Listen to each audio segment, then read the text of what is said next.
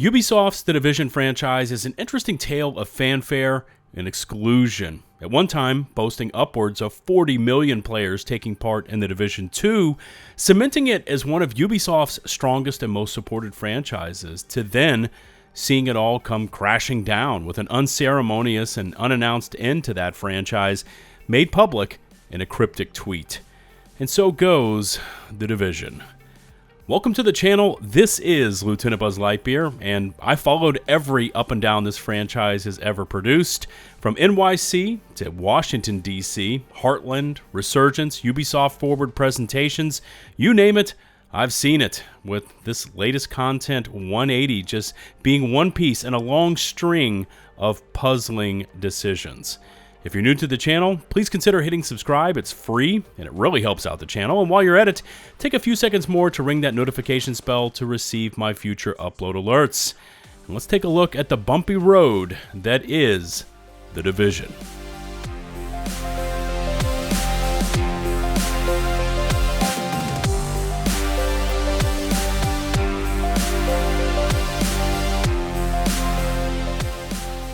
The Division, or more specifically, the most current iteration, The Division 2, is a game I've sunk about 1,500 hours into. It never really connected with me like the first game, which launched back in 2016, and my disconnect with this game was further cemented in late 2020 with Season 4, End of Watch. For the season's penultimate battle, we were pitted against Faye Lau, a pivotal character from the original game, and to many, the entire build-up to this fight was rushed and incoherent. From there, confusion set in, questions were raised, only to be met with silence, and eventually an announcement was made that this was indeed the end of The Division 2. From there, it was off, it was on, it seemed to be continuing on, and so begins this unsteady disbelief in The Division's publisher, Ubisoft.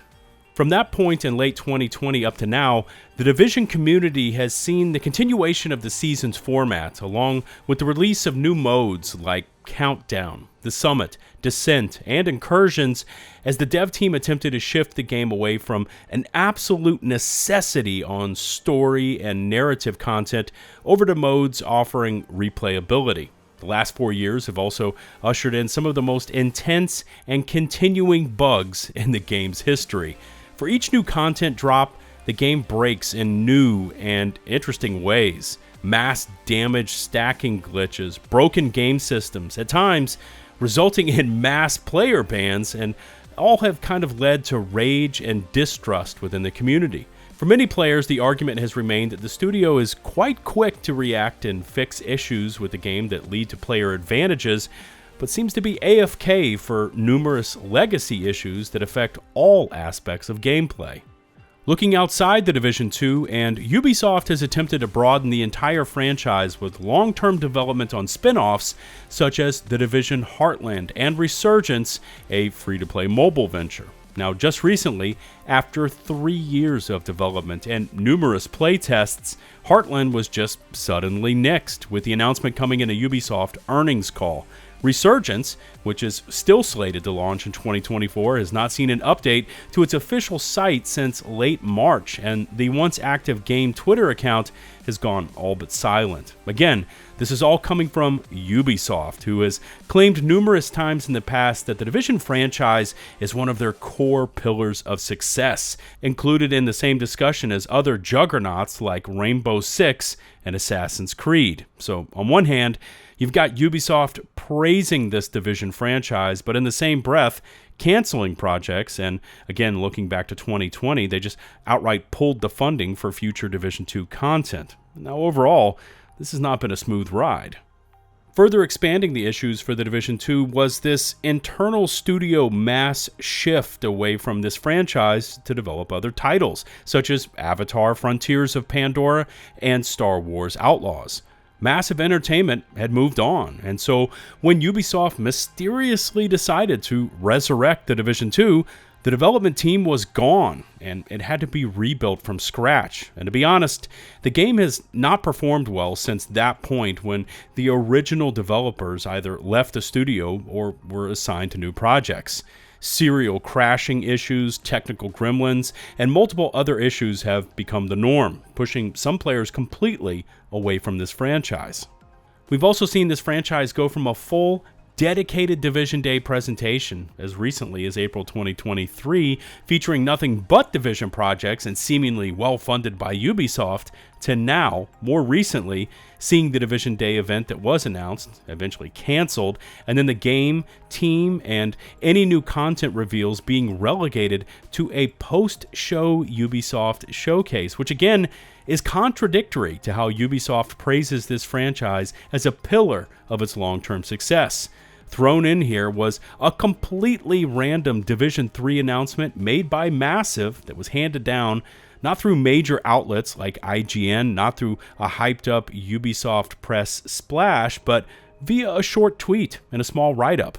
So up to now, we've seen the number 2 game canceled and then revived and a small team placed onto that project.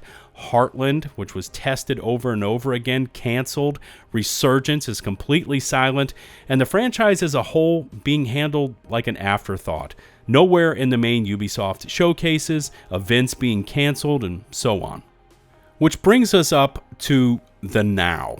Year 6 for The Division 2 as it attempts to pull itself back from the brink of obscurity, introducing a new and entirely controversial plan for the future: seasonal characters, which are going to completely flip the norm for Division players, as their now micro-optimized builds will then be put on the back burner in favor of fresh characters along with modifiers spread over a compressed progression system. Players are pissed at this news. Social media is ablaze, and once again, the Division franchise is flung into chaos. Adding further to the now exploding issue of this new mechanic is how they were incompletely explained, referencing back to the dev team being relegated to that recent Ubisoft showcase after show in combination with a write-up that did not help. This game has seen many resources wasted in past efforts. Kinley College, DARPA, the Pentagon, Coney Island, and to some degree we can now add the work put into this seasonal character system. But this seismic shift was just a bridge too far for many, to which the team has now released a statement reversing their plans to shift to seasonal characters. After thorough examination and discussions with the team, we've decided to re-evaluate Seasons 2.0 with particular attention to seasonal characters with the goal of progressing without them. This change will not impact the previously announced Year 6 plans, but it will require us to assess the changes necessary to the new seasonal experience, which will be integrated with Year 6 Season 2 this fall. Once we have ironed out the finer details, we will return with more information, a live stream, and a PTS.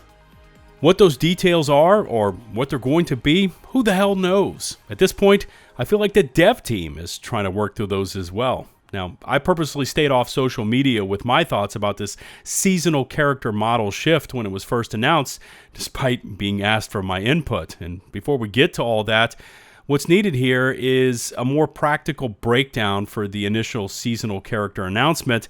You know, the more unspoken element to what was said, and it really boiled down to the team not having the resources or manpower to produce new and innovative narrative content. So their only option? Swap the seasons model on its head and restart all players with level 0 toons. Of course, there was going to be issues with hardcore characters, there was going to be PvP imbalances, and much more, all of which concerned me, and I was never fully on board with this change. And this is the honest truth coming from someone who's seen it. I've done it. I've spent somewhere around 5,000 hours with this franchise. I've PvP'd. I've been into the dark zones. I hit the raids. I passed the incursions. I tested Heartland. I played Resurgence. I've made suggestions. I've talked to the devs, and I've even traveled to multiple contributing studios all to give my feedback. Now, maybe, just maybe, this seasonal model would have been something to dabble with years ago, or if it had been slowly implemented into the game, but after years of using our finely crafted builds and playstyles, to be told that all those hours of grinding and all those hours of optimizing would just be thrown out the window, well, it didn't go down well at all, and that's to be expected. To be honest, I'm already looking at this timeline from now up until then, and then is whenever The Division 3 materializes, and we're talking years from now.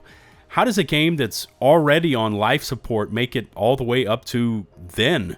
What does it do for new content? Will it ever try to re-engage with PvP? Can it tackle the mountain of technical issues that need to be handled, all while dealing with a notoriously difficult engine to work with? I mean, these are all pressing matters.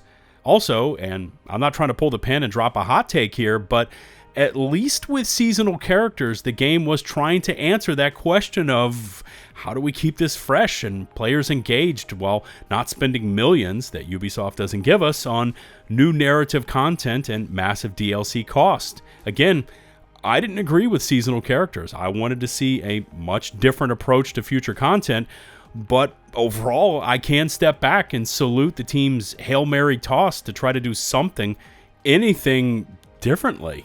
Pushing past the litany of receipts against the franchise, and there are some good mechanics here that deserve mention. The visuals, characters, environments, and artwork still hold up well. The Division 2 outpaces many new titles in this department, even 5 years after launch. Weapon handling and general character movements are also well sorted, and in general, aside from the specific technical gremlins, it still plays pretty well.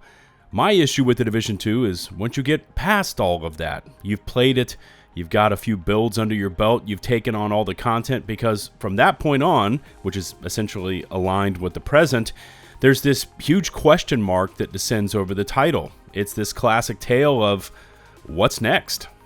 In 2024, based on the lip service Ubisoft kind of throws around about The Division, their general disinterest and indifference to the franchise is embarrassing. At launch, the game was front-loaded with content, it was well supported, it went through some new additions, racked up an impressive 40 million players, which apparently wasn't good enough for Ubisoft, who labeled the game as an underperformer, and so they just pulled the plug, eventually bringing it back for reasons unknown, but clearly the budget is a fraction of what it needs. So overall, we're left with a game and a development team that can't afford to push out new story content with any regularity because the budget just isn't there. PvP has never really been supported. It's in total shambles. Player counts are down. You've got a comms team that doesn't like to communicate, or at least they don't communicate that often. You've got a support structure that often meets player issues with bot responses or canned lines from Ubisoft support. And it leads to a game that somehow has to stretch its expected lifespan over the next 2 to 4 years, so it needs to do even more with even less when it should have been replaced years ago. In all honesty, there's only so many little iterations that devs can make to the same missions, to the same bounties and locations. And again, going back to what I already said, I wasn't in favor of the seasonal character scheme, especially since we never even got to see a concept roadmap of how that thing was going to happen. But you've got to give a nod to these devs trying something that bold this late in the game's life cycle. Is this 180 the studio is now taking a good idea? Where does The Division go in 2024, and will Ubisoft ever truly provide the backing this franchise needs and deserves? I honestly don't know. I still enjoy getting in my div time. I mean, there's still quite a bit of positives to this game, but the game continues to crash around in the dark when it comes to having a focused development track. It feels like it's being asked to exist on a minuscule micro budget. Division 2 has clearly exceeded its life cycle, and short of Ubisoft dropping some serious cash into the game, which to be honest is never going to happen, it's going to continue to slowly trudge through its current course until The Division 3 arrives somewhere in the far-off future. Remember to hit subscribe and to ring that notifications bell to receive my future upload alerts. All my socials can be found in the video description.